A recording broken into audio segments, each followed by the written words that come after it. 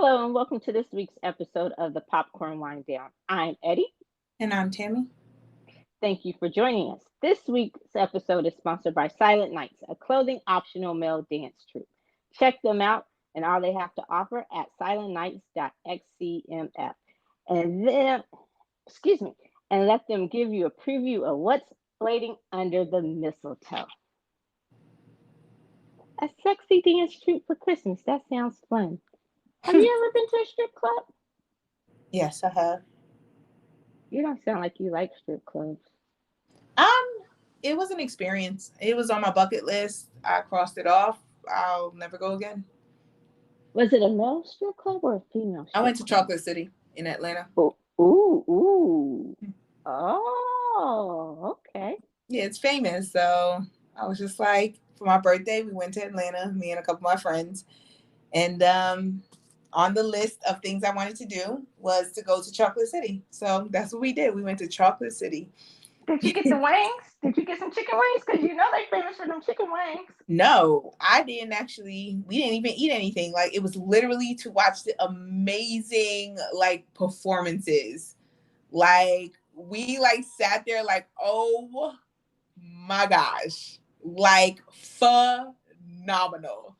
And it's just to kind of dissuade like the stereotype. It was a lot of couples in there. Mm-hmm. Because a lot of times people just think like, oh, it's just the men, just the men, just the men, but it was a lot of couples. And the one thing we noticed with the couples, at least the ones that were sitting near us, is when the strippers like came up to the couples, they went to the woman first. And and that's who they first directed, like, do you want to dance? And then the woman was the one to be like, yeah, go ahead. And then her man would just get a dance. But I realized that, and I think I'm guessing that's something that they've been told, and just kind of how it is.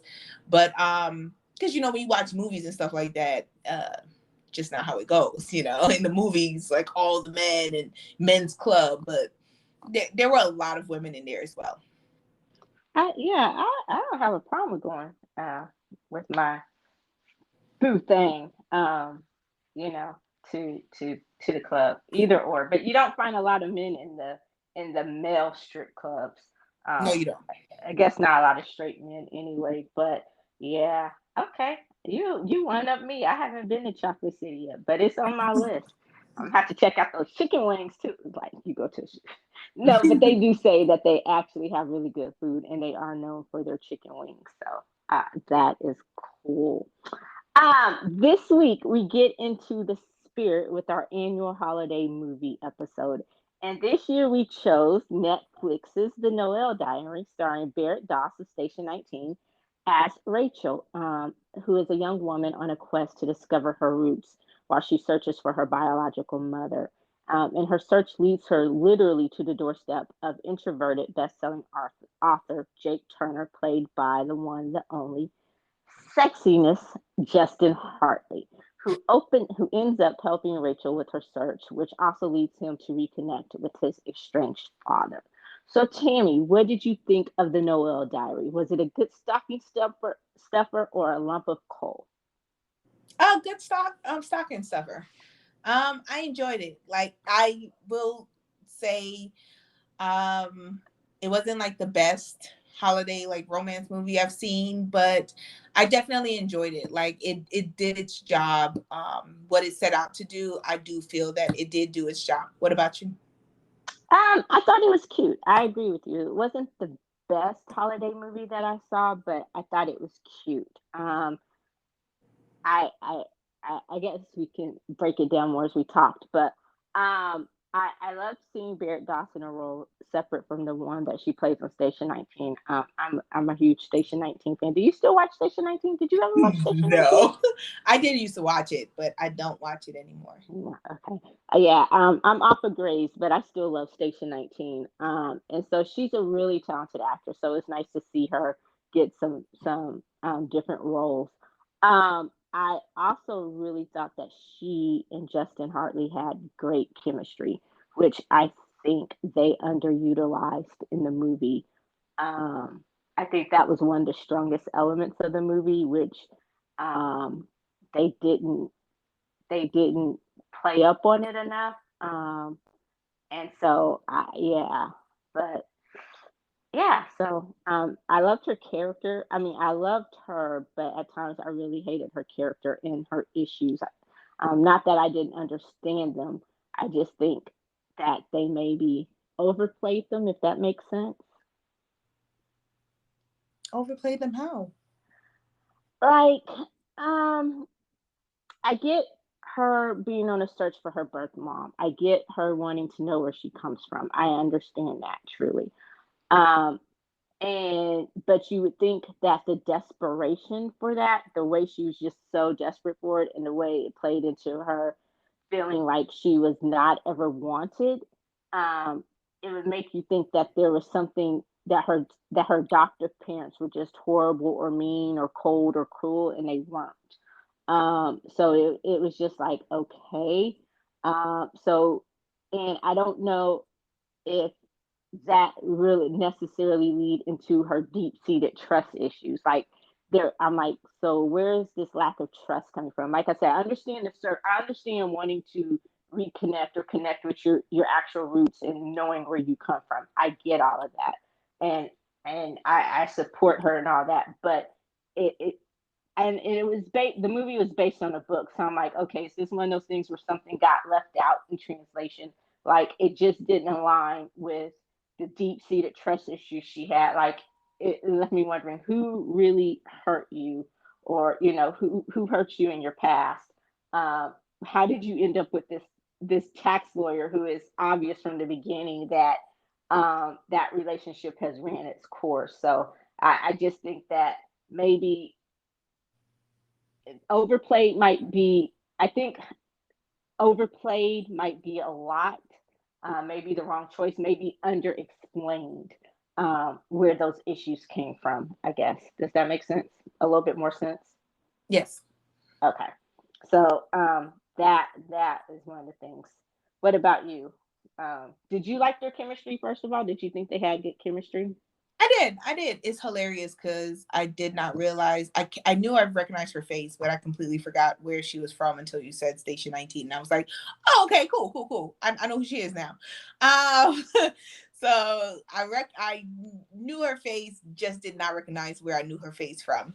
I did. I loved the chemistry that they had from the beginning. I love the subtlety of the chemistry. Like it wasn't in your face, like they belong together. It was like you slowly saw it get Hmm. stronger and stronger through the whole movie.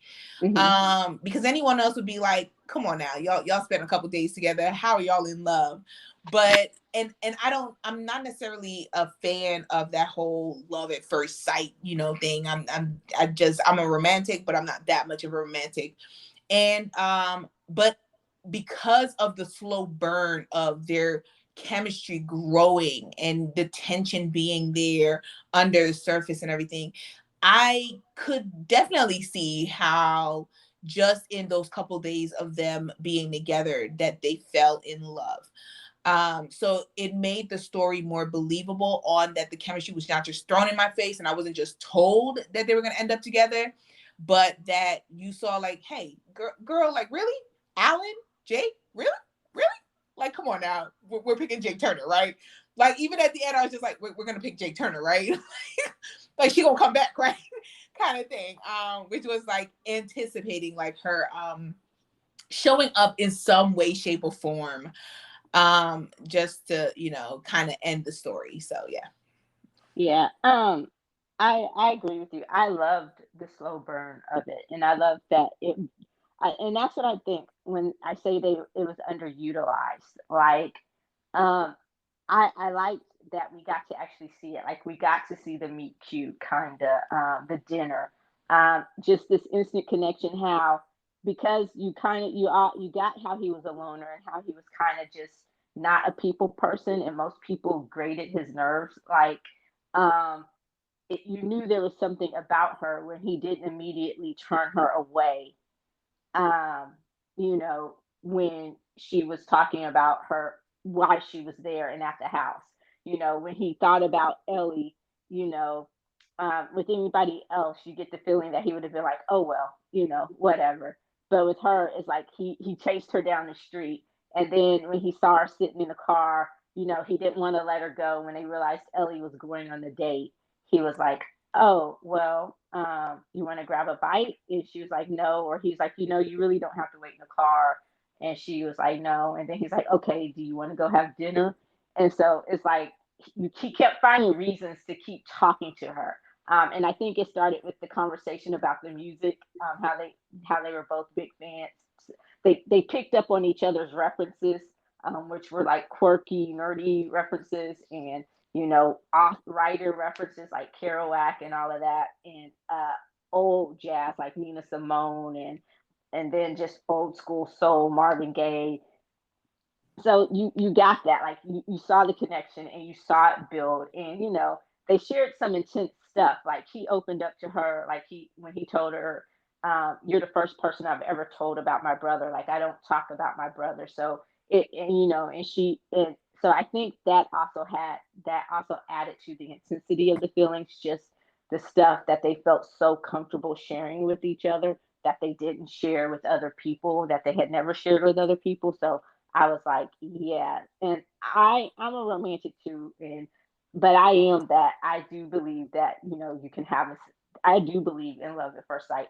Does it happen with everybody? No, but I believe that it could happen, so I love that, and I wanted to see more of it. So I think a lot of what they spent a lot of time on, they could have condensed it. I wasn't like, I don't know, the middle of the movie, it took. I think there's a lot we could have done without, and some more that they could have added in. I will say that. Um, so, I loved Elle. What did you think about Ellie, the neighbor? Where is she from? I couldn't quite place her, but I know I've seen her somewhere before. You're gonna make me But have to look it up. I loved her character though. Yeah, I thought she was great at like a cute aunt right next door. Hmm. Um oh, Die Hard. She was the wife. She was the wife. Oh wow.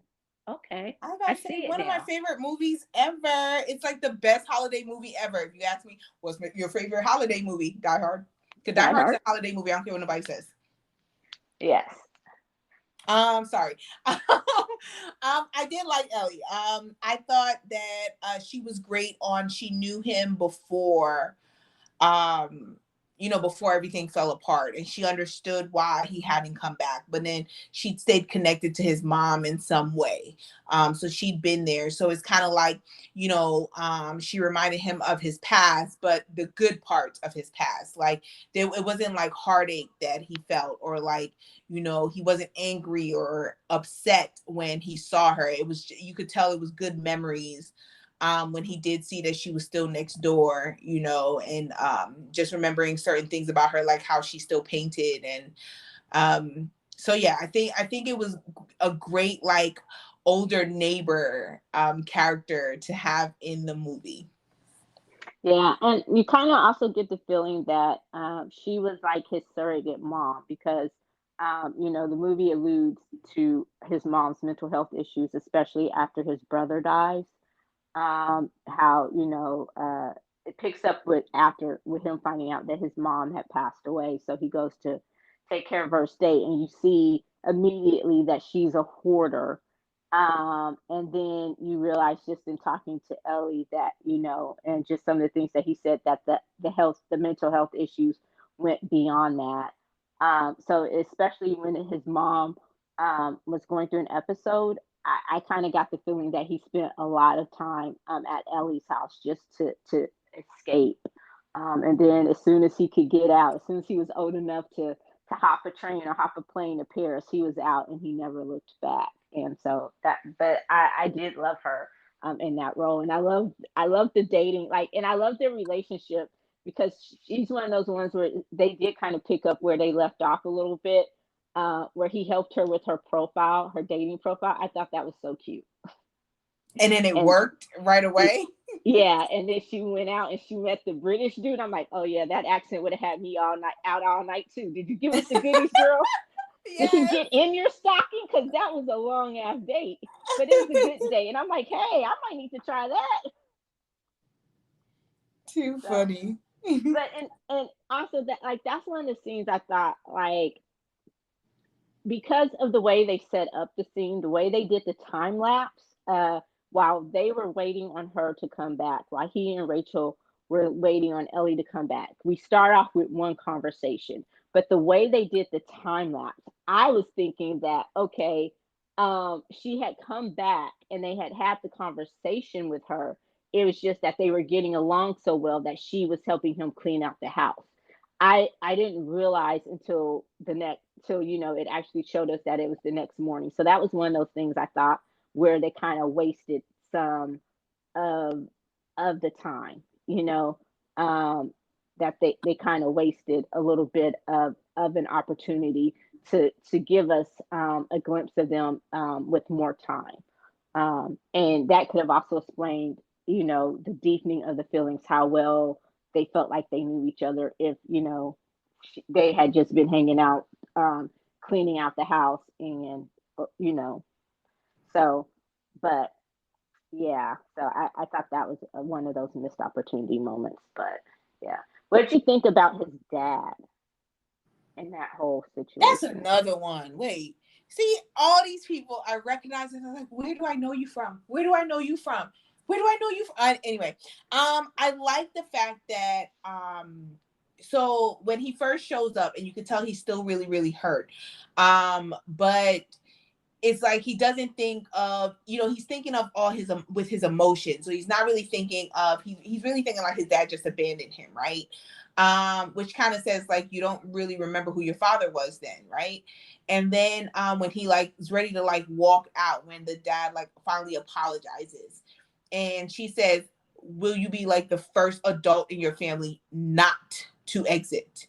And so he goes back in and listens to his dad, and you realize, like seeing how his face changes as he realized, like, oh, I fully understand this. Like, if he had just had the opportunity to really listen to his father, or maybe if his father had the opportunity to like reach out to him in a way besides writing letters, then maybe that would have been the case. Because I'm just like, do you think that your son wouldn't have written you back by getting your letters? Like, I hate, that's a trope to me in movies. On like, I wrote a letter and you never responded back, and I'm just like, so we not thinking nothing about this? Like, we just automatically assume that they just are refusing to answer us back. But I did like how he finally sat down and talked to his dad, and it was like automatically father and son again. I thought that was a really great side story that they had in the movie. I agree with you, and for it to be a side story, again, it's one of those things that kind of took up too much time within the movie, and I don't want to read the book. It's not one of those things that make me go back and want to read the book. I didn't even know it's based on the book till I was reading the end credits last night. Yes, I'm one of those people who reads the end credits and why. Um, We ain't surprised anymore, Eddie. but so I was just like, yeah, this is great. Okay, move it along because again, for it to be the B story, the B plot, it took up way, way too much time to get to what we were getting to. And I felt like, and I guess that was part of the thing, me going back to explaining the under explain or overplayed thing is I felt like by the time we got to the meat where we really, the things that we really want to see, we didn't have enough time. They ran out of time, so they just kind of wrapped them up, not even with a nice little, a nice neat bow, but they wrapped it up kind of lazily. Like, I love the part. Like, one of my favorite scenes is when they're in the town, um, the first town that they stop in overnight, and where they stop to eat, and they go to the fair or the winter festival, and they end up watching "It's a Wonderful Life" in the park together. and that was great. And you see how Ava, the dog, responds to her, and just and she buys his book in the bookstore, and I just thought that whole scene was great. Like with him looking at her in the room, seeing that she was reading his book, and just their banter. And then like the next day, when she finds her mom's diary and she starts reading her mom's diary and she finds out, she gets to know her mom through that. So I thought that was really cool. And then the next day when they pull over and Ava goes and starts chasing a rabbit, and she and then she gets real ethnic on it. She calls Ava by her full government Full name. government name. And the dog was like, "Uh-oh." And even the dog knew that when you get called by your full government name, you stop. Period. There's no questions asked. You just stop. That's my favorite scene of the whole entire movie. I mean, there were some really great moments. But my favorite scene, like I went back and played that scene again. Because I was like, wait, hold on now. Did she really go? Okay, okay. When she said Ava Turner, get back here right now, I said Ava Turner, full government. It's just like that was great because I feel like I could hear like a black mama doing that, right? Because you knew you was in trouble when your mama said your full name. She ain't say your nickname. She didn't give your first name. She didn't shorten your name when it was your full government. And then don't let them have your middle name in there. You know you in some Yeah. real trouble. So when like it was a pause and then the dog like sat up, was like, and he came back. I said, you better listen to your mama. You better listen to your mama. Thank you. And he was like, okay then. I'm like, yeah, she went real black on you. Like, look, that's blackity black. Like, yeah. So I love that. Like, those are some of the cute scenes. And I think like that's what we needed more of.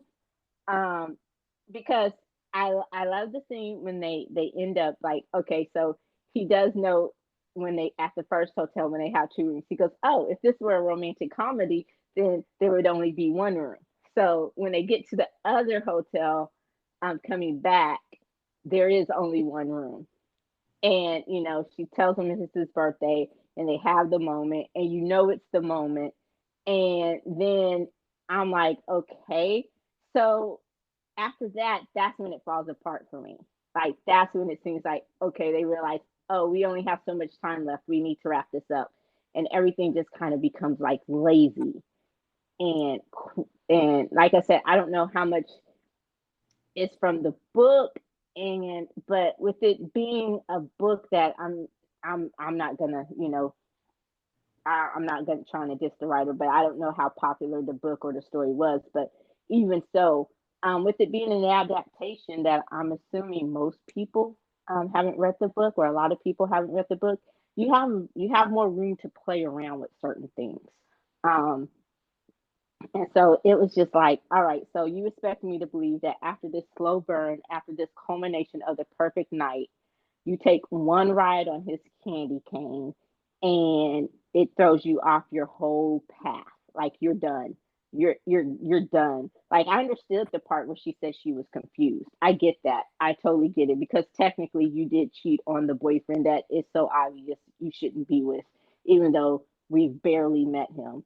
I called him Mr. Gas Money. I'm like, yo, dude, he was concerned about how much money you were spending for gas to go look for your mother. Um, so, but like, so after that, so I get the confusion part. I get her needing to take a step back because she was confused. What I don't get is her saying, oh, I've read my mom's diary and I'm good. All my questions are gone. And I'm like, she's alive now. She's in like the same area where you live, but after all of this, you're good. And I was like, so to me, I was like, okay, in that case, I'm sorry, you should have either killed off the mom or have her be all the way across the country, like make it something that just couldn't be achieved. But I was just like, okay, so for him to be the one to actually go meet her was just kind of crazy to me. And but I understood why he did it because he needed his own closure. He wanted to say thank you too, because she was a very big part of his life that he didn't necessarily remember. But so I don't know. What do you think about that? I disagree with you. I think it was more of a realistic thing because what we have to have in mind is it wasn't about meeting her mother. Um, and she says that in the letter. It wasn't about meeting her mom. It was about knowing that she was wanted. And that was her whole focus on wanting to meet the woman who gave birth to her, was to have a conversation and understand, why did she give me up? And I think that goes back to the fact of she had great parents. So I don't think she was searching for her mom. Um, like when you're adopted, it's not like you're searching, you feel like something is missing, but I don't think she was searching for her mom so that she could like have this amazing relationship and they would just connect. No, she just had this feeling like something was missing because she had this woman who gave birth to her, who carried her for 9 months, and she didn't want her. And that was in her head growing up into her adulthood, goes back into her lack of trust. Her lack of trust goes back to the first person to truly want you and love you unconditionally did it. And that was in her head. And when she read her mom's diary and she realized that that wasn't the case, I can understand her saying, I'm satisfied. I don't think meeting her mom would, like her whole distrust was on that one feeling that she had.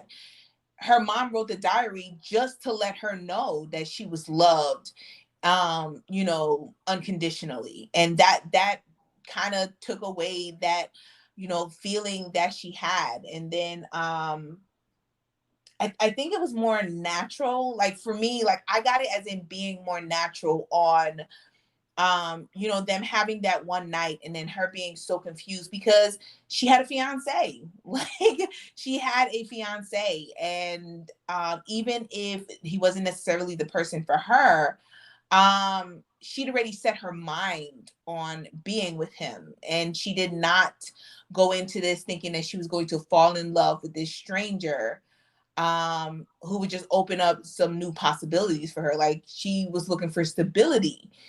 And I think like that's the reason why she like denied him when he was outside and he was just like, tell me you don't love me. And she like, you could slowly see her trying to get her mind right to like get her face completely straight because he was looking at her so that her voice didn't break, she didn't get emotional, and then getting that stone face and saying, I don't love you. And then him walking away, kind of thing. So I don't think it was rushed. I didn't get the feeling that they rushed the ending. I thought that it's more natural than the tropes that normally go into these kinds of stories on their checking boxes on what needs to be in the movie. I think it was just more realistic on her reaction. Because even if we know she doesn't love Alan or Mr. Gas Money, even though we know she doesn't love, that's not her mindset. From her reality is that I put in a lot of time for this and he's good to me and he's a really great guy. And do I really give this up for something that I don't know what's going to happen? Like, kind of thing. And so I don't know. I guess I kind of understand her better on where she was coming from compared to the Jake character when it comes to that. Yeah, I mean, I get it. Like I said, I get the confusion. I understand that completely. Like, but to me, um, and you explained it very well, and it gave me a new perspective. But I still think that even if she didn't necessarily, I don't know, I still felt like there was some closure. Like you went all of this way. And I guess I don't know. I guess the two things kind of got conflated to me is uh, you know, what happened with her and Jake. I think maybe it would have been better if it would have gone over better if it was a conversation. The thing about her mom, about her being good, would have been a conversation that they had while they were eating and drinking and dancing and talking.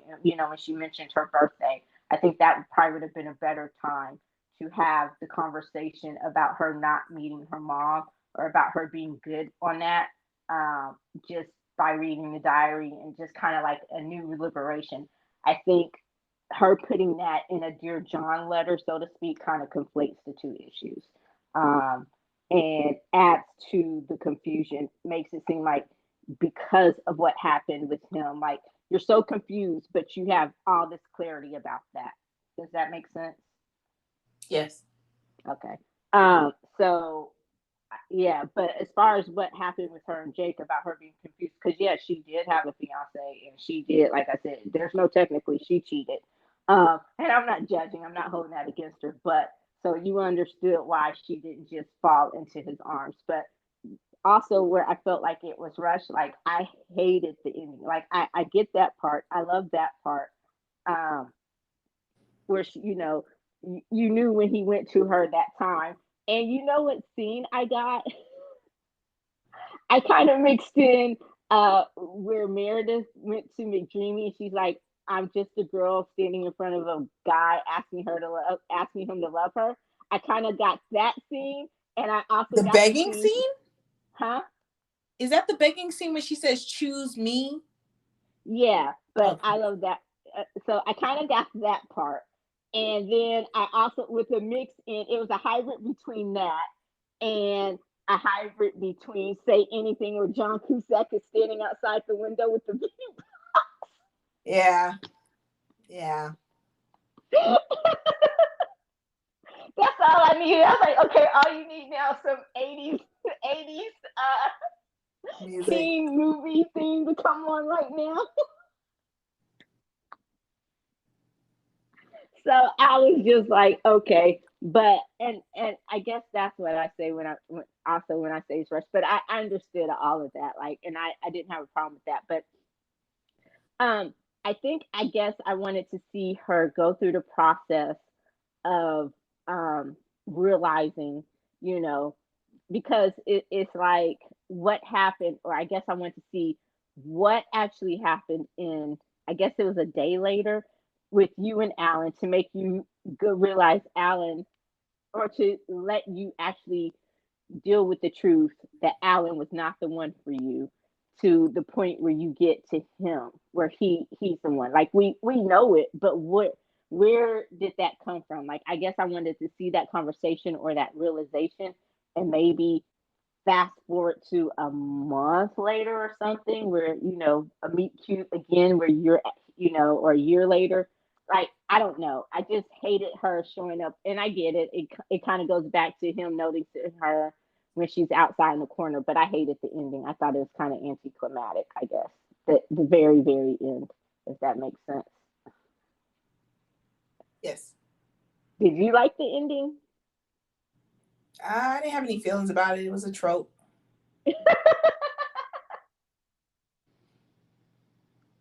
Like it was a trope. But I mean, the fact that she just showed up. So that's all I needed is for her to actually show up.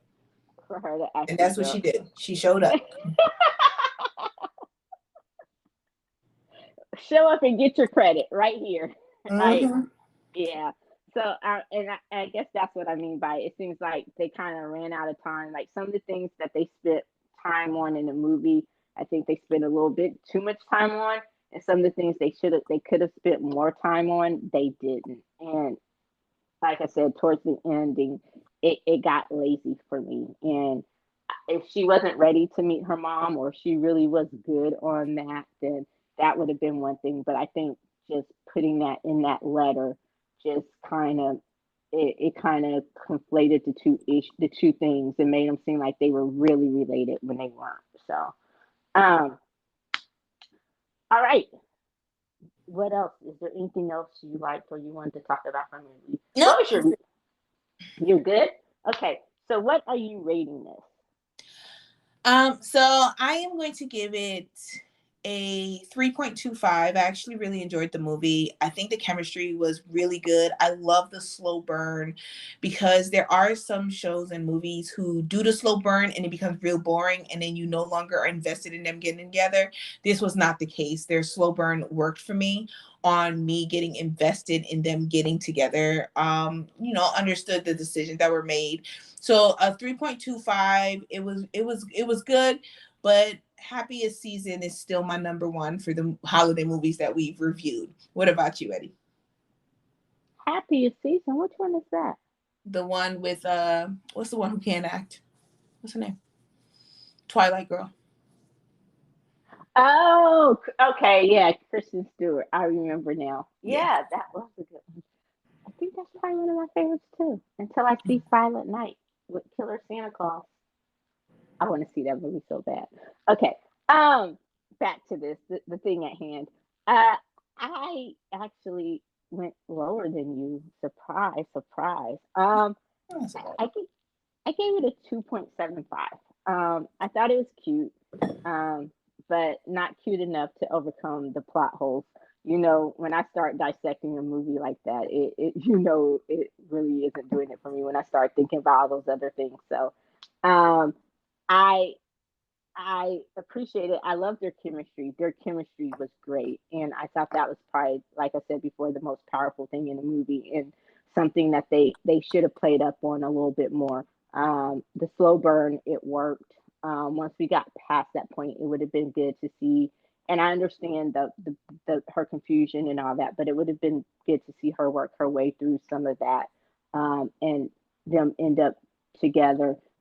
Like I said, the ending just kind of seemed like it was lazy, like it was half-ass wrapped. That last present that you're tired of wrapping, you've spent all day wrapping presents, and you get to the last one, you're like, fuck it, just it's wrapped. I'm good with it, you know. So that's how the ending seemed to me. It didn't really do the movie a lot of justice in my mind. Especially when you say, nope, she showed up. That's all I needed her to do was show up, and that's what she did. you know. But yeah, so and I the happiest season was probably one of our better Christmas movies. So anyway, that does it for this week's episode of the Popcorn Wind Down. Be sure to like, listen, follow, and comment wherever you listen to your favorite podcast. Because we just got it like that now. You can also keep up to date on all the latest in entertainment, pop culture, news, as well as other amazing kernels of pop culture goodness at the popcornwinddown.com. That's it. That's the plug, plug, plug, plug. Poppity pop, pop, pop. pop, pop, pop. Um, Pop. Thank you as always. And be sure to join us, gosh, next year. Well, we're not done for the year. We still have our end of year wrap up shows like our favorites. We've changed our top 10 to our favorites because somebody could never stick to 10. We're not going to name any names, Eddie. Eddie. Our favorites, and of course, our goblets, and the shit that got us through. And I have a big question that I'm going to leave y'all with. Has 2022 been the hardest of the past 3 years? Um, we'll leave that one hanging. We'll see. Anyway, that does it. So that's it. Just stay tuned, keep it locked, to listen to see when those are going to drop. And until next time, I'm Eddie. And I'm Tammy. Bye. Peace.